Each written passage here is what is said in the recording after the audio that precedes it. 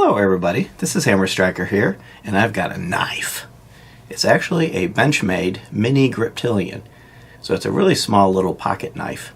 And that's one of the cool features of it, is that it hasn't got a whole lot of technical features. So in most jurisdictions this would qualify as a common pocket knife. Most jurisdictions have some sort of a carve out for a common pocket knife. Makes it a tool rather than a weapon, unless it's being used as a weapon. Now, of course, we're not lawyers or law enforcement, so you'd want to check that where you are, what you can and can't have under that designation. But let's talk about this knife itself. Of course, it's in the open position, and at this point, it's 6.78 inches from front to back. When I close it, it is a small 3.87 inches long. And the thickness on it, not counting the clip, is 0.51 inches. So it's a thin little frame. So it's a lightweight knife. The weight on this thing, it varies from 2.68 ounces to 2.81 ounces, depending on which blade you get. This particular one with the plain drop point is effectively the most metal you're going to find on this particular variation of the knife. So it comes in at the 2.81 end. They do have a plain and serrated drop point. This one is the plain drop point. They also have a sheep's foot and a tanto blade, either one of those serrated or plain. And it all comes down to what it is in particular you want. And this particular one is 154 cm steel. It's up here in the corner. They also make variants of this depending on which blade you pick that would either be CPM 20CV or CPM S30V. But this one's the 154. Now 154 is a high quality tool steel, but it's not at the top of the chart of the highest end steels.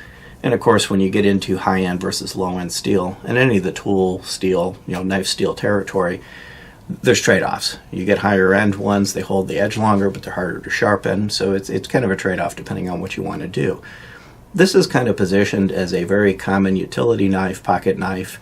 Can of course be used for defensive purposes, but it's more in the utility territory that can more easily blend into defense than a defense knife that can be used for utility. It opens and closes with this little release, and like all Benchmade knives, it's very, very, very smooth. So if you pull back on the tabs, you can swing it open, lock it, and you can actually even swing it closed. You can also use the thumb studs to push it open, and I'm a little less skilled with the thumb studs.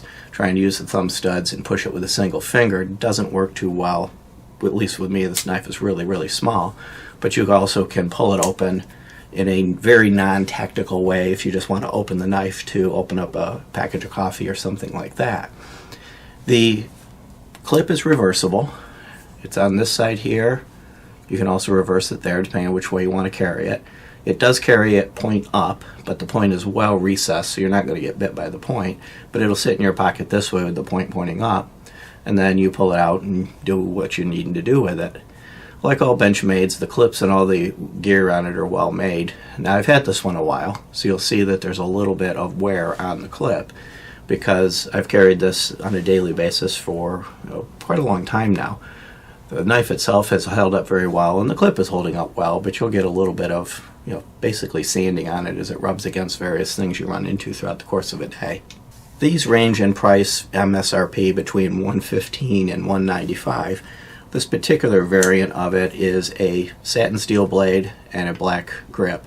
The grips come in about half a dozen different colors, and they also have black blades, so you can get different ones that depending on which version you want.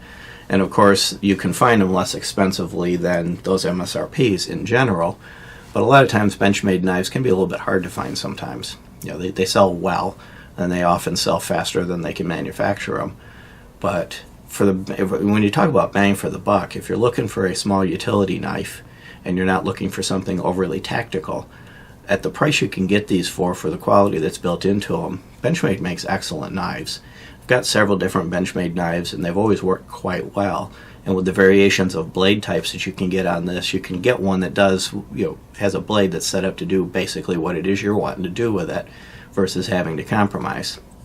They make another variant of the Griptillian series. It's just the regular Griptillian. It's a little bit bigger, a little bit longer blade. Overall, it's basically the same knife, just bigger. Now, from a durability standpoint, this one gets used to open packages, of course, Amazon boxes, whatever, all the time. It's held its edge very, very well. I haven't had to sharpen it yet, but I'm sure at some point I'll have to. 154 cm is normally easier to sharpen than some of the other steels, but I haven't had a problem with this losing its edge or getting nicked up. You'll see there's a little bit of tape goop and stuff like that on it that I didn't successfully clean off last time I cleaned it. But overall, it's proven to be a very durable, reliable knife for day-to-day operations. Haven't had any trouble with it whatsoever. And you'll notice that there's a number of different serrations in different places on the body of it here, for your thumb, underneath, right where the parts of you that are going to need to be to hold on to it. And even on the front of the edge of the blade here, there's a little bit of serrations for grip. They're smooth. There are little points that'll catch your finger, but they're rounded enough that they don't act like saw blades. So even rubbing my finger back and forth against it isn't hurting my finger, but I can feel each one, click as I go across it, so I know I'm going to have a good grip on the knife. Even the shape of it, it's kind of contoured a little bit with a little hump at the back, so it fits nicely into your hand. And when you're using it, you've got a good solid grip on it. This knife isn't going anywhere, so you're not going to have to worry about slipping off of it and landing on the blade unintentionally. Even this little divot right here that your hand goes into acts as a stop. So it's a really comfortable to use knife, fits in the hand well, stays in the hand well, but doesn't bite into you or scratch at you. And even this little serration here is enough to feel it and keep a hold of the knife, but not to tear you up.